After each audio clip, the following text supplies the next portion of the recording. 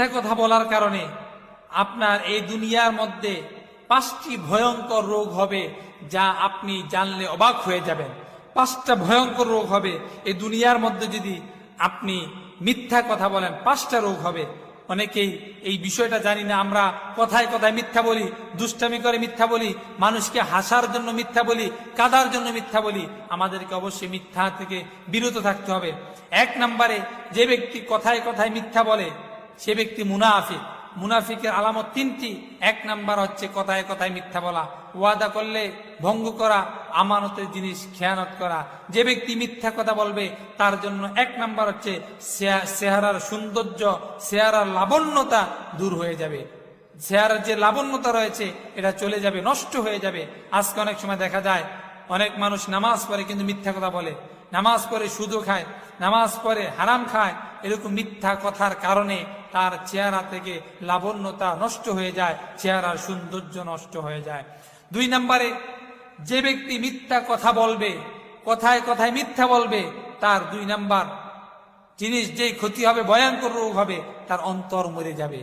তার ভালো জিনিস ভালো লাগবে না, সমাজের নোংরা জিনিসগুলো তার মনের মধ্যে ঠাঁই পাবে, কিন্তু ভালো জিনিস তার কখনো ভালো লাগবে না। এই জন্য মিথ্যা থেকে আমাদেরকে বেঁচে থাকতে হবে, মিথ্যা আমাদেরকে দূর করতে হবে, মিথ্যা কখনো যেন আমাদের জীবনের মধ্যে প্রশ্রয় না পায়।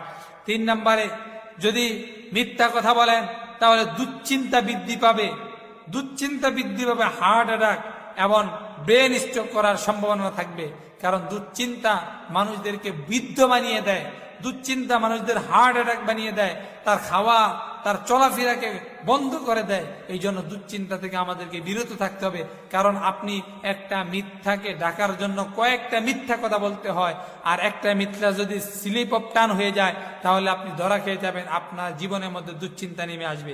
4 নম্বরে, যে ব্যক্তি বেশি বেশি মিথ্যা কথা বলে তার উপর থেকে আল্লাহর রহমত দূর হয়ে যায়।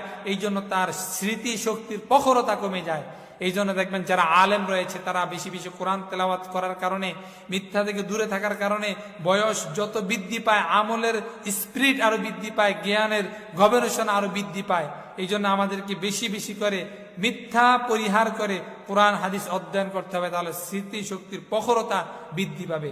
5 নম্বরে, এই দুনিয়ার মধ্যে আপনি মানুষের কাছে যখন হেল্প চাইবেন, মানুষের কাছে যখন কোনো কিছু সাহায্য কামনা করবেন, কোনো মানুষ আপনাকে সাহায্য করতে পারবে না। ওই ছোটবেলায় একটা গল্প পড়েছিলাম, ক্লাস 5-এ মনে হয়, যতটুকু সম্ভব হয়, যে রাখাল প্রতিদিন মিথ্যা কথা বলে, বাঘ আসে বাঘ আসে বাঘ আসে। এলাকার মানুষ 1ম দিন আসলো, দেখে বালক হাসতেছে, মিথ্যা কথা বলল। 2য় দিন আবার এলাকার মানুষ যখন আসলো, বালক হাসতেছে, বলে আমি দুষ্টামি করেছি। 3য়বার সত্যিকার অর্থেই বাঘ এসেছে, কিন্তু সে যতই চিৎকার দিয়েছে কেউ তার ডাকে সাড়া দেয় না। এই জন্য মনে রাখতে হবে, মিথ্যা মানুষদেরকে ধ্বংস করে, কোনো মানুষের সাহায্য আপনি পাবেন না। মিথ্যা থেকে আল্লাহ তাআলা আমাদেরকে